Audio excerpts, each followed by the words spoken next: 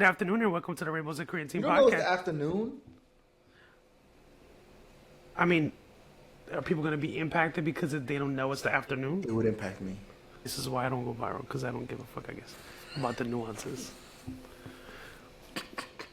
Hello, and welcome to the Rainbows of Korean Team podcast. I'm Josh Rodriguez, And I'm Jay Salazar. and this is the therapy episode. Boom, boom, boom, boom. Boom, boom, boom, boom. I thought you were doing the SVU The what? thing. The, No, not the it SB. was like, No! was It like, was not the SB. It was like, because normally we go boom, boom, boom. And I'm going to be like, Brr, boom, brr, brr. I'm like, boom, boom, boom, or boom, boom, boom. It's therapy. Boom, boom. A little chill vibe, You know?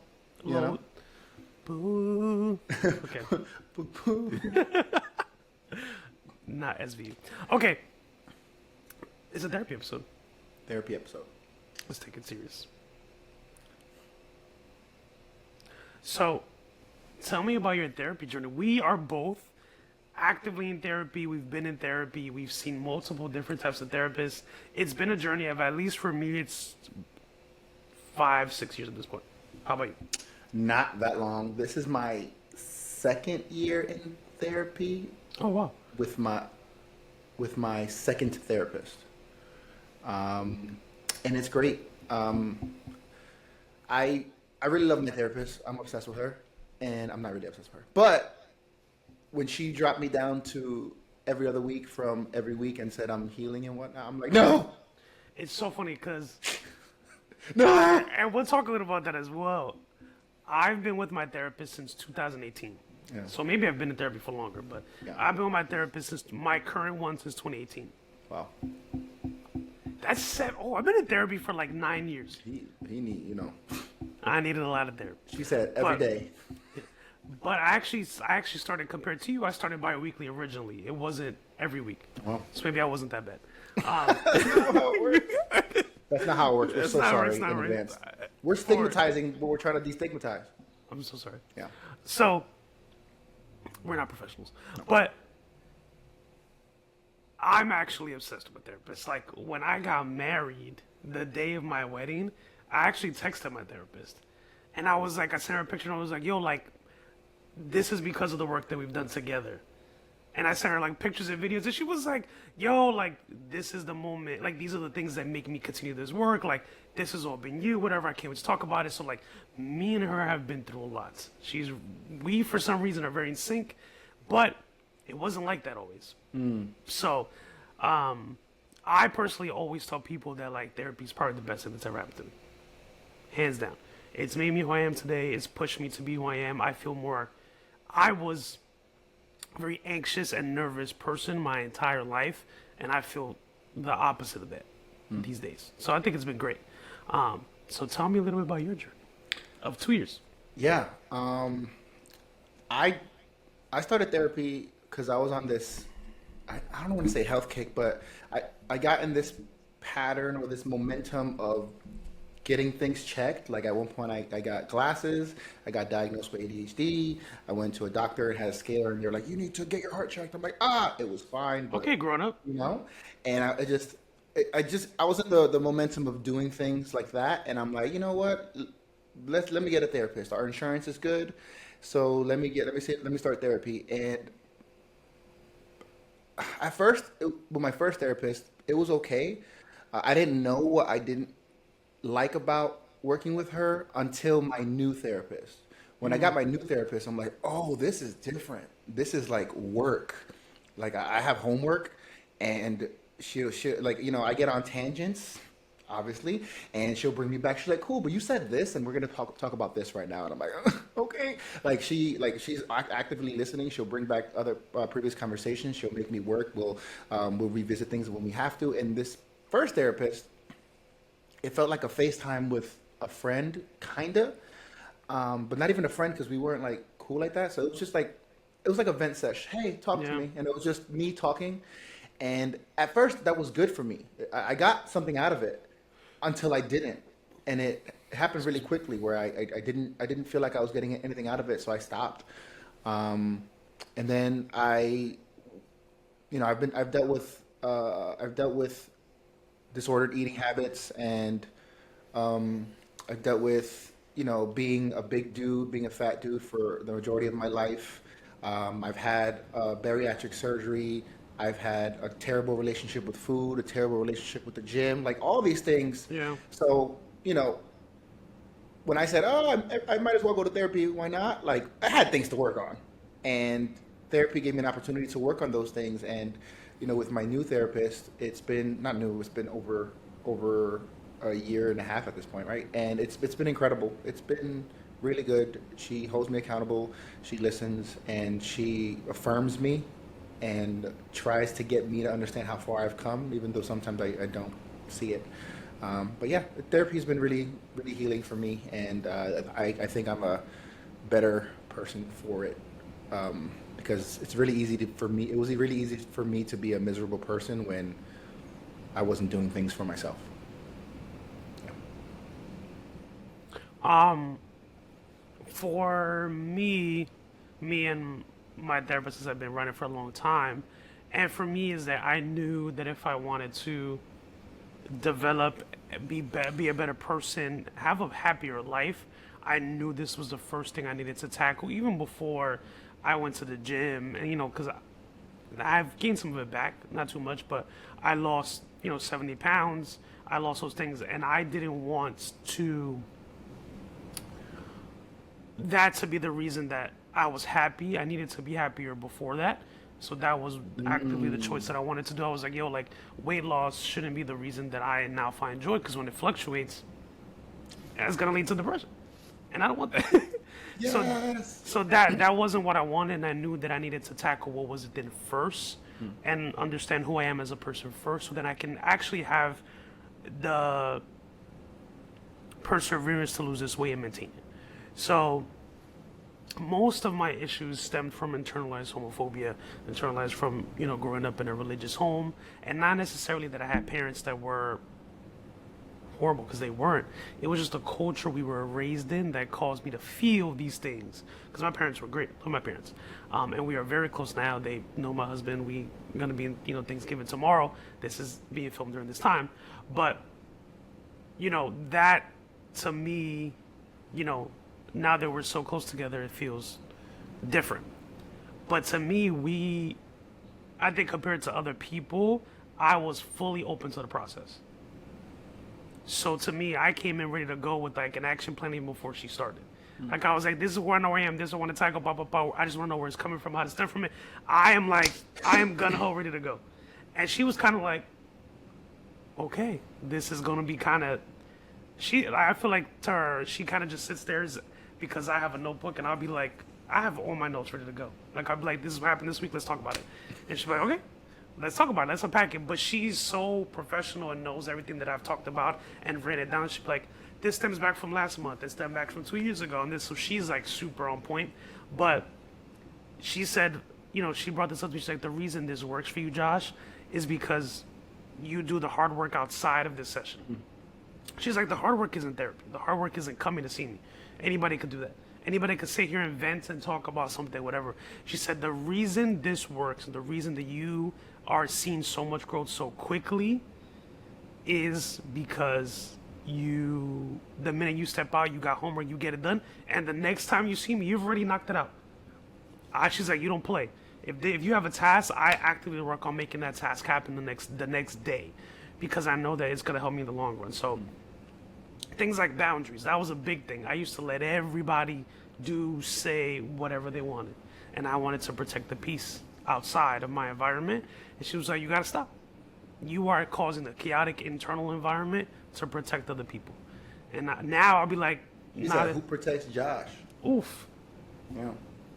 And I was like, nah. So we right. And maybe at some point I went too far on the other side, where I was like, anybody could get it. I'm gonna tell everybody what it is. And she was like, let's also reel it back in, where you're not ruining every relationship you have because you're telling them that they're trash. Like that's not. So I think we have a lot of balance. She knows, she knows my husband. I talk about him all the time and how our stuff is so good and all that stuff. And she's so real and authentic. And, a lot of the times we even, which I love so much, she'll be like, yo, I know this is if I'm going through something, so there's been moments like this. She's gone through the same exact thing right before me, because she's also queer. She's also, she's a black woman. She's a queer woman. She has a partner who's Dominican. So when are y'all gonna break up and be besties? Can that happen? That can't happen, right? No, Oh, and that I've sucks. said that. I'm like, yo, we are kind of cool. And she's like, yeah, but what I like about her, she's professional, because my first therapist, which obviously I will never call anybody out, put their information out there, but my first therapist was horrible. And I was like, I shouldn't do this. This is dumb. Like, why am I doing this? What made them horrible? Kind of what you said, it felt like a FaceTime, Yeah. but it also, there was a level of like, he didn't think my issues were real. Like, and that's where I was like, oh, this is not the person for me. What do you mean? Like he would be like, Josh, this is not that serious. Like, it's not that serious. Like, it felt like, to me, my issues are real. My issues are big Yeah. because they're mine. Like, and he's like, I have patients who have worse things, and it's like, it felt like a comparison. I'm sorry. Was Which he is a also- white man? A what? Was he a white man? He was not. Was he a straight man? Yeah. Sorry. It's okay. But like, a lot of my issues stem from being queer, so he didn't understand that piece. And that's what's like, oh, I need somebody who's queer to understand why my struggle makes sense. Damn. But that's good that you were able to experience the bad, then seek some other help, and then being able to see the good. However, I'm imagining there are some people who have that first experience and say, "I'm done. I tried Exactly. it. It's over. Yeah. I did therapy and it didn't work. I'm done." Which I also sucks. and I would never. Some people are different and have a lower capacity, but I also think that's a cop out for people. A lot of people, and and I'll explain why. There's a lot of people who are afraid of change. Yeah. There was a lot of pain and tears and crying that came with my growth. It wasn't easy. Like, it was like the next day I'm like, boundaries. No, it was it was difficult. It was difficult. I had to really put myself in positions where people were mad at me and people didn't understand, and that was my biggest issue, is that I didn't want people to be mad at me. I love people and people love me. So to me, I was like, oh, this is hard. Right now, not anymore, right? Because I have boundaries. But there are a lot of people that I know, that I've seen, that I've spoken to, because I'm a very big advocate for therapy. The minute there's a little bit of an inconvenience, they're like, I'm done. And they're okay with staying in their bubble of comfortability, which is still an issue. But I don't know. I feel like you have to be ready for that. You know what I mean? Like, you have to be ready for that challenge, ready for that pushback, ready for it not to be linear, ready for it to be to be uncomfortable, and Yep. you might not be, right? Like, so I don't know. I wouldn't call it a cop out necessarily. I'm sure many do cop And it out. could be a different word for absolutely. Yeah, I personally, I think, I think about therapy, right? I personally would not have been able to do therapy. At least I don't think I would have been able to do therapy at 26 years old, 24 years Yeah. old. I don't think it would have helped. I don't think it would have worked. A lot of who I am today, a lot of what I say today, what I believe today, I don't know that 22-year-old version of me. I know 22-year-old version of me would be like, Yeah. this guy. Like, I get it. So, yeah, I don't know. And maybe it's not. Maybe, and I appreciate the push, and I appreciate always the context. Maybe to me, visually, sometimes I see it like that, because maybe I'm like, yo, like, don't you You've see? seen how it benefited you. I'm like, don't you see how better you could be if you just jumped in? But they at don't see first? that. They don't. They don't see that. They don't. And better subjective. Yeah. And you've seen this, right? But you've seen this, how it helped you. So I feel like Yeah. it's like how people feel with diets, right? Like, oh, this diet has made me lose so much weight. I feel so good. I just want to share it. Let me tell you about this. And then they want to get everybody to have Yeah. this diet. So, like, I feel like that's the same idea where you have this experience with therapy. You've loved it. And for you, you want people to get that same growth. You want people to feel so good about themselves. You want people to be where you are. And you're like, this, you need to do this, right? And, I get that. I understand that. I understand. Yeah, I see people, and maybe again, I think I've also studied, I was a clinical psychology major. I wanted to be a therapist, potentially in the future. Like, there's a lot of pieces of me that were invested in this practice, and I invested in its Maybe that's its where you're role. doing the homework, because that's what you're trying to do. You're trying Right, to be a therapist. right. It one makes day. sense to me, right? But for a lot of people, there's a major fear. Well, think about all those people who don't do the homework, Yeah. right? So, like, I'm thinking about, your therapist gave you the shout outs for doing what you need to do, being prepared, doing the homework and all that, right? Think about how many people go do every week, every other week, twice a week, and they don't do what they need to do, maybe because they're not ready. And for them, yeah, it's not beneficial. They don't see it as this thing that's helping them out, or um, like they don't have the time to keep doing it, or Yeah. whatever reason. Again, I'm sure there are people who are like, "This is a lot," and run away. I just, I don't know. My mind goes straight to my mind go. I often think about myself Yeah. and how I was in a completely different space years back. Yeah, I think I can absolutely understand that perspective where like I know me, I was ready to jump in from the moment I came out. That's wild to me. Which is interesting, right? Like Yeah. I was 21. I was 21, That's 22. wild to me. And I was like, nah, I'm ready to do this work. But that's just always been me as a person. Yeah. You know, getting my master's super early in my life. Like I feel like I got my master's at 22. Like I've always been like a go-getter, which also comes from the internalized homophobia and wanting to succeed. That, those are all the things that come with it. I mean, I don't You know, know. but you're telling me. Thanks. You know, being, and this is a big thing that I've read in some books as well with gay men specifically. We're overachievers because if we are, and I don't know the exact verbiage, but if you're like perfect and like this amazing academic scholar and you know these things, whatever, like my parents weren't gonna kick.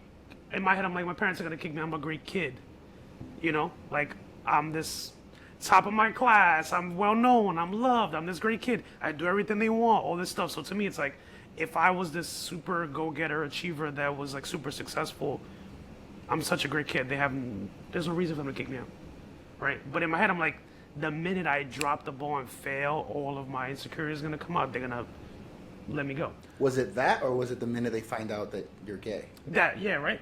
But in Right. your mind, it was fail. Yes, right. But in the back of my mind, I'm like, they won't find out because that's not the most important thing. Right now, they need to know that I'm a great scholar, that I'm a go-getter, I went to college, I did all these things, I'm perfect. I did the things. I'm a perfect kid, right? You can't be mad at a perfect kid just because he has an imperfection of being gay. So, I think that's just how I process a lot of things. So I was ready to jump in. I think I was very mature for my age because I was like, I have to be. But yeah, so I was ready. And a lot of people I know who are in their 30s are still not ready. Yeah.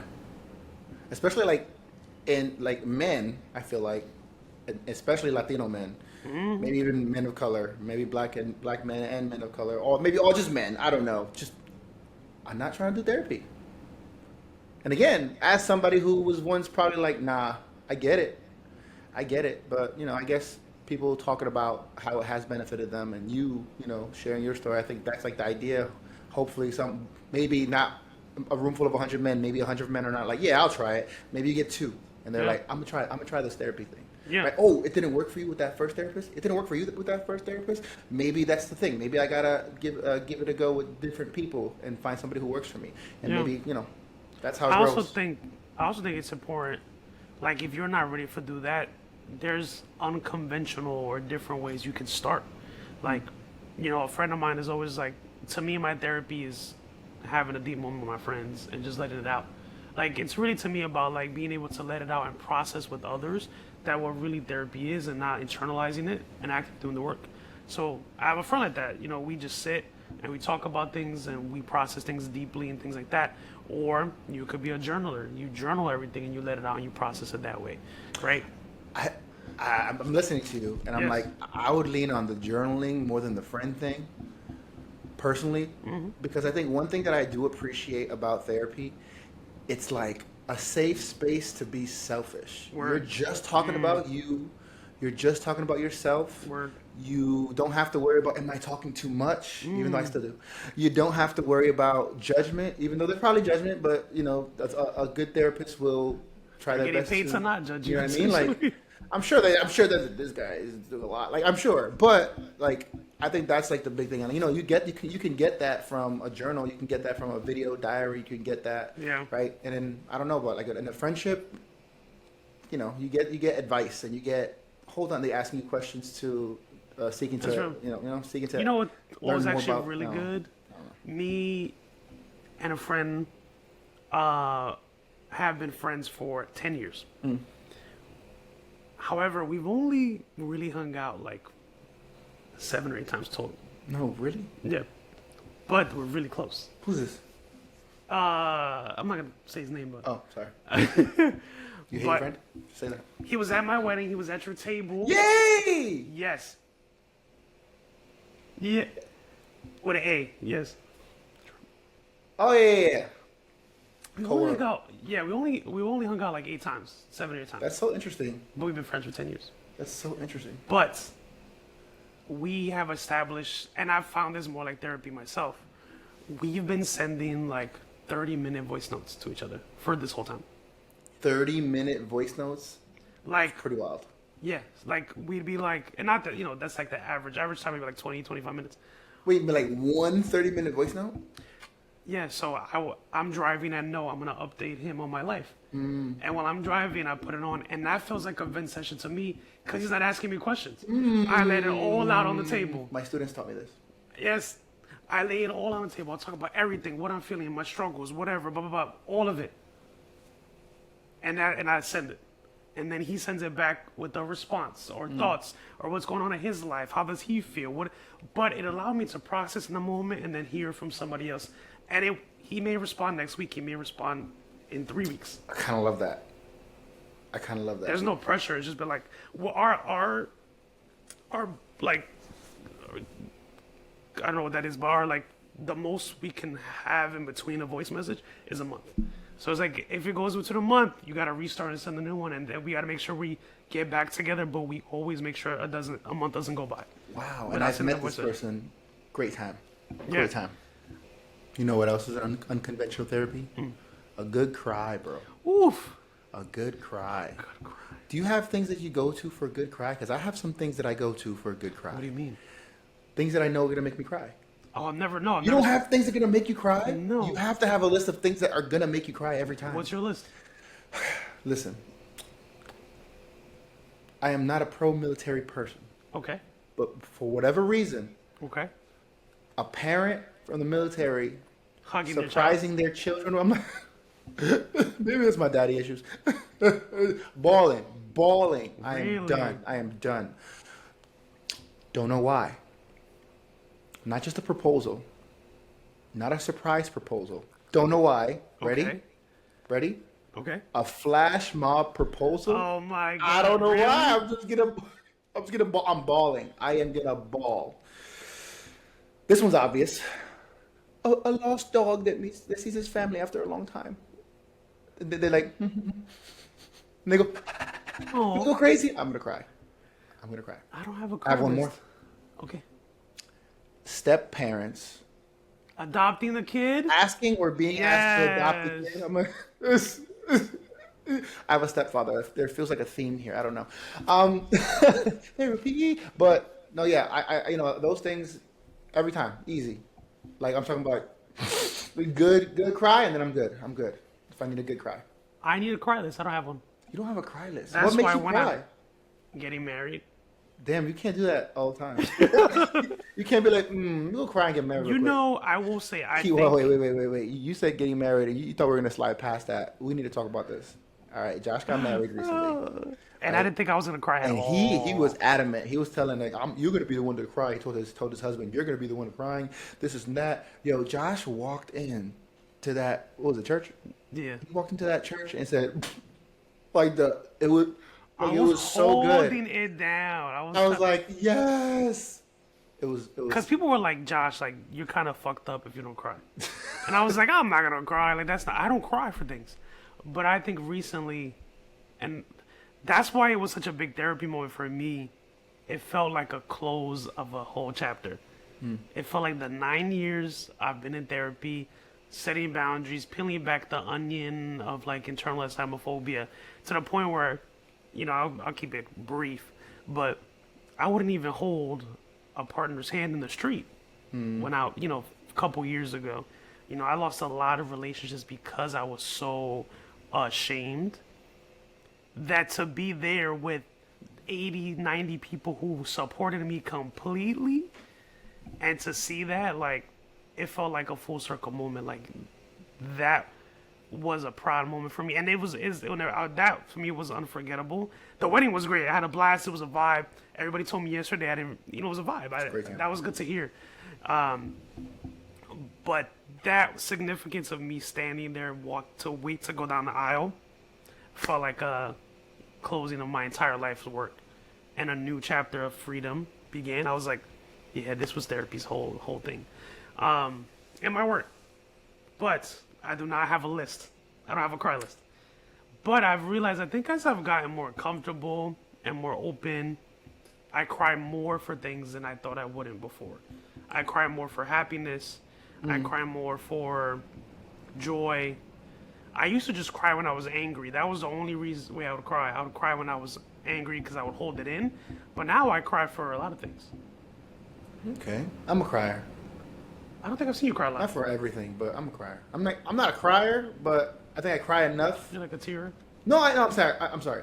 I don't cry for everything, but I think I cry enough for somebody to be like, he cries for everything. You know what I mean? Oh, cool. Yeah. Which I respect that as like, you're like 6'7", and a big dude to cry. I'm not even gonna correct you. I'm gonna pretend to be 6'7". Yeah. Yeah. I'm 6'7". No, I think it's respectable. A good cry, bro. A good cry. So wait, if I put somebody adopting their stepchild, would you adopt me with the whole? You wouldn't cry? I feel like, oh, but I'm not gonna cry. I'm more of like that's so cute. Okay. I'm about to cry thinking about it right now. I've never cried I've only cried maybe in one movie my entire life. 2 movies. Brother Bear. The Bear, for some reason, hey, that was impactful. Did you watch This Is Us?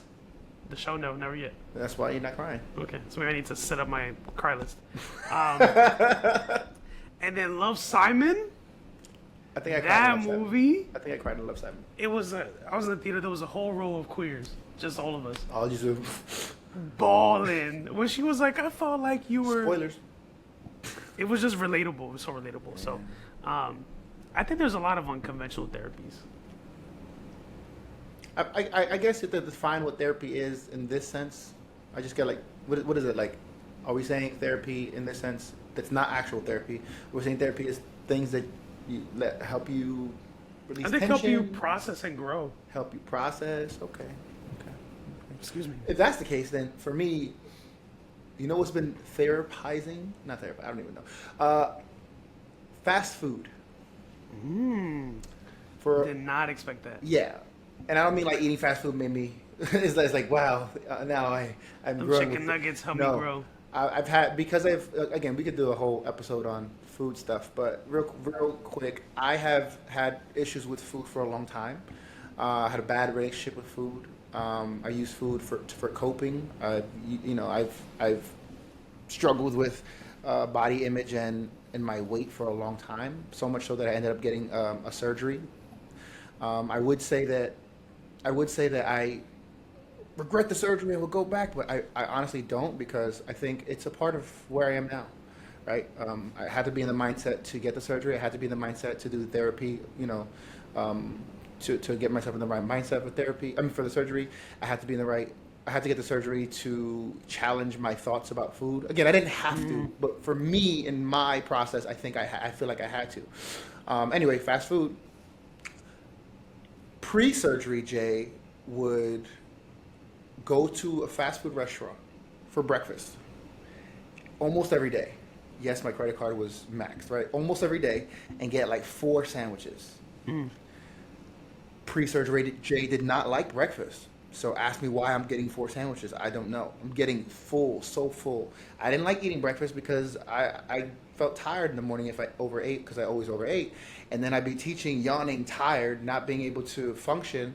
So I'm like, why am I even doing this? And then pre-surgery, Jay would go to a fast food restaurant after work and get like 4, 5 sandwiches and large fries and all this, get full, and then be ashamed and embarrassed that I binge ate fast food, go home, not want to tell my wife, so that my wife would be like, hey, you want dinner? And I couldn't eat a little bit of food and say I'm not hungry because she'd be like, Why? and the thing is, if I told my wife I ate fast food, she'd be like, okay. But it was my thing. For me, it was like I can't tell her that I just overate. I can't tell her that I ate so much. I can't tell her that I just got fast food. I can't tell her that there's garbage in my car because I'm trying to hide the fast food. It was a big me thing, right? So in my journey, again, this could be a whole thing, right? But in my journey of healing how I view food, the morality behind food, this is good food, this is bad food, this is clean food, this is like all that, I threw it out the window in this journey. Um, Going to a drive-through and having a meal and having it just be that is therapy for me. It's healing for real. It's like a win. Like I'm eating this and I'm not ashamed of it. I don't feel guilty. I'm not going to hide it from my wife. I'm not, it's just me having a meal. That's all it is. But yeah, unconventional therapy. I'm thinking about like, that, like I'm just eating a meal and that's all it is. Yeah. Where, for a long time, the drive through and fast food was like this thing, like looming over me. Ominous. Yeah. It was Wow. like, sorry. Yeah, no, it's. Thank you for making me visualize ominous. Um, I'm sorry. no, that's real. But yeah, man. I think those are like really good examples of that. I think me right now working out has become so fun, and I've been able to like transform that into something that doesn't feel like a task. It's funny you say that because again, same idea. I've had my relationship with weight led to the bad relationship with the gym, and I used to use the gym. I used to use the gym as torture, Wow. as punishment for myself. Oh, I ate this much, I have to do this. I have to burn this many calories. I have to run this many miles. There was a point in my life where I always say the same thing, but there was one point in my life where I had a streak of 47 days straight working out. Wow. And a lot of people, I promise you, a lot of people are like, that's great, awesome, keep pushing. And I get But it. 'Cause you knew the truth. the truth was, I was doing it while I was in pain. I was doing it while I was sick. I was Yeah. doing it because I'm still on a streak. I'm going to keep going. I was doing it without eating, right? Or eating too little or not eating at all. I was doing it while getting rid of the food from my stomach and putting it in the toilet. I was doing a lot of terrible things to myself. And again, for me, that was what I believed was healthy. Because like when you're losing weight and you're going to the gym and you're being consistent about something, you're posting about you being consistent and the quote unquote good choices you're making, People are right? shouting that out. They're like, "Yay, good job!" And I'm not mad at them for that because I get it, and obviously I was adding on to it, but yeah, the gym was this place that I tortured myself for the days that I ate too much or I didn't do the right thing. And it only recently, this past year, for the first time in my adult life, the gym is, for me when I work out, it's because I want to, it's because it's exciting, it's fun, Yeah. it's challenging, it's, oh, I just feel like moving today, and stuff, and that's all it is, right? There are times where I'll be on the treadmill after like 5 minutes, and even if I get the feeling that there's this thought that I feel like I have to, or I have to do something else, I have to do more, I have to go a little faster. If I even have this thought of I have to, I just leave. Yeah. That's it. Like, because I don't have to. If I want to, I will do it. But I have this, this history of feeling like I had to do something that I just right now I'm not in the space to even challenge that. I'm like, you know what, I'm okay.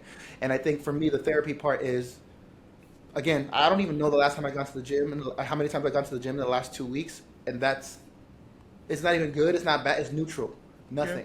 But there was a point in my life where I'm like, oh, I've only gone to the gym this many times, I've only done this many hours, I only have burned this many calories. Right now it's neutral and that's okay. And sometimes I get to go to the gym more, and sometimes I won't be able to go to the gym more. Sometimes I have the time and I'm not gonna want to go to the gym, and that's okay. And all that is okay. And that for me is another win. For me, it's a win because it used to be I have to burn this, I have to do this, I have to run this much, I have to lift this many weights, I have to not eat, I have to do all these things. So unconventional therapy is, I guess for me, like I think I need a lot of proof to myself that if I don't do certain things, it's gonna be okay. Yeah. I'm getting that proof, so that's nice. Thank you for sharing.